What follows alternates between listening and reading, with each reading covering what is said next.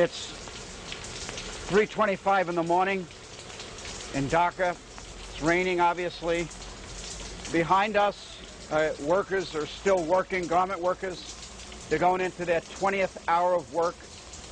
We've seen this in a drive around Dhaka. We've seen this in maybe a dozen factories tonight. These workers will work until 5 or 6 in the morning. Maybe they'll get an hour of sleep, and then they'll start another shift, which will be 14, 15, or 18, or 19, or 20 hours. It's hard to imagine that in the United States, it's August. People are on vacations. It's August in Bangladesh, and these workers are working 20 hours a day making our clothing.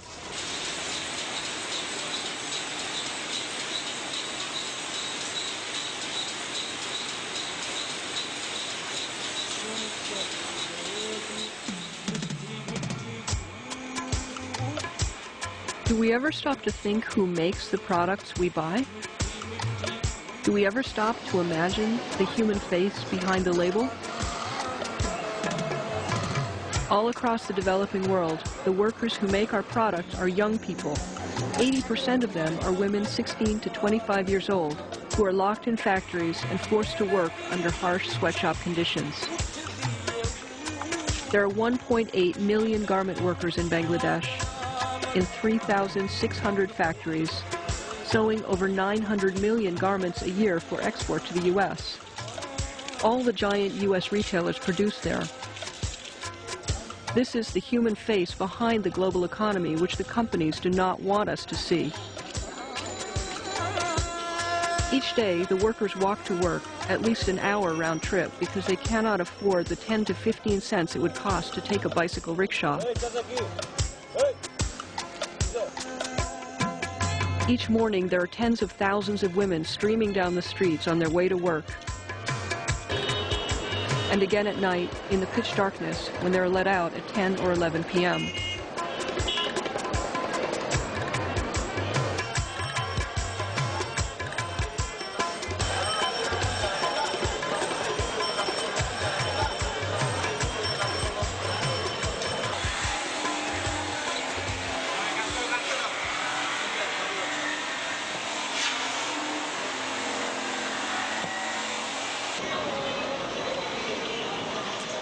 The standard shift in these factories is from 8 a.m. until 10 or 11 p.m., 14 or 15 hours a day, 7 days a week. All overtime is mandatory. On average, the women receive just 2 days off a month. When there is a rush to complete orders before a shipment must leave for the United States, there are grueling, forced, all-night, 19 to 20-hour shifts from 8 a.m. straight through until 3 or 4 the next morning. At the end of the shift, the workers curl up on the factory floor next to their sewing machines and sleep for 3 or 4 hours before their next shift begins at 8 a.m. It's not uncommon to be forced to work such all-night shifts 2 or even 3 times a week. The workers can be at the factory up to 107 hours a week. The women are exhausted and sick. Their families are collapsing and their children are left alone since they're never home. No one worker sews an entire garment. Everyone is a specialist. The garment flows down an assembly line and the worker repeats the same operation hour after hour, day after day. The factory assigns a daily production goal which the worker has to meet. For example, a worker will be given 8 seconds to sew a button on a shirt. That's 7.5 buttons a minute, 450 buttons an hour, 4,500 buttons a day.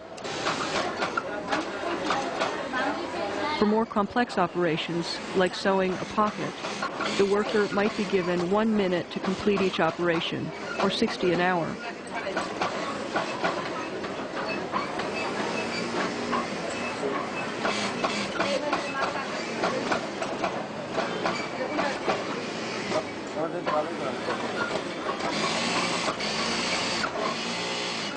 The pace is relentless.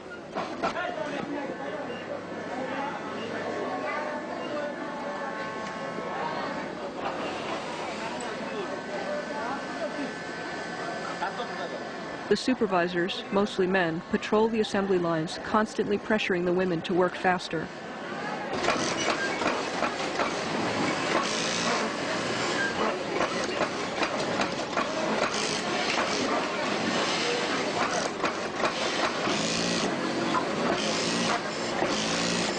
The women report being cursed and shouted at, and even being slapped, punched, and hit for working too slowly or making even the smallest perceived error.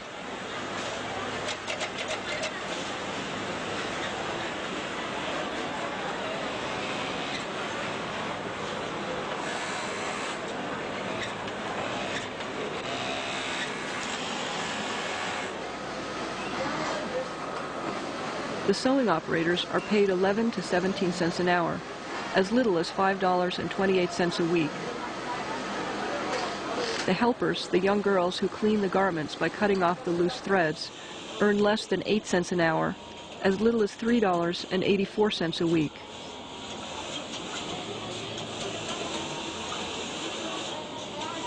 These are starvation wages which trap the workers and their families in misery.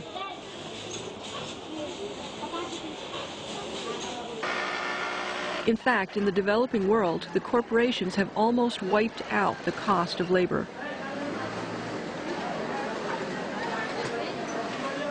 The women are forced to work 5 or 6 hours overtime a night, but often the companies only pay them for 2 hours. When the workers ask for the wages they are owed, they are attacked, beaten, even imprisoned.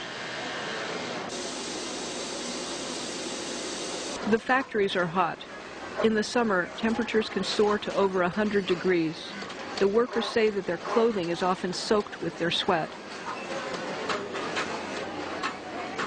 The air is heavy with dust from the cut cloth, which the workers are constantly breathing in. The workers are not allowed to talk. They must ask permission to use the bathroom and are limited to 2 visits a day. And the bathrooms are filthy. The drinking water is dirty, and the women often suffer from diarrhea and dysentery. The women are cheated of their legal maternity benefits. There are no sick days, no health insurance, no pensions. When the women reach 30 or 35 years of age, they are fired. The factory managers feel they're worn out and want to replace them with another crop of young girls.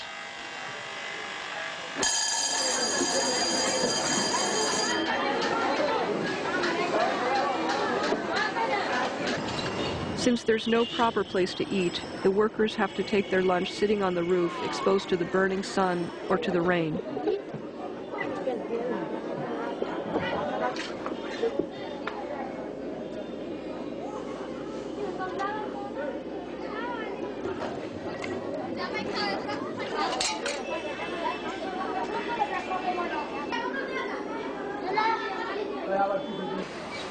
The workers have no rights. If they are even seen meeting with union leaders, they are fired.